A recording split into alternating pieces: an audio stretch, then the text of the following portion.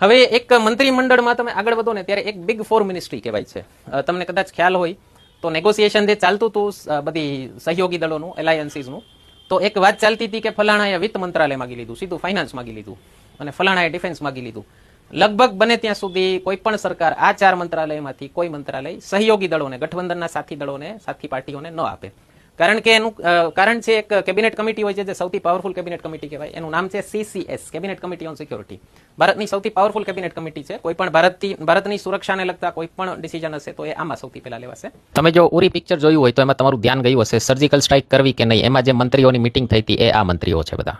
અને એમાં 4 મંત્રાલયો આવે છે પ્રધાનમંત્રી ઉપરાંત. ડિફેન્સ અત્યારે રાજનાથસિંહ છે, રિટેન કર્યા છે એમને. હોમ મિનિસ્ટ્રી, ગૃહ મંત્રાલય અમિત શાહ છે. ફાઇનાન્સ મિનિસ્ટર, વિત્ત મંત્રાલય નિર્મલા સીતારમણ છે. અને ફોરેન મિનિસ્ટ્રી S જયશંકર.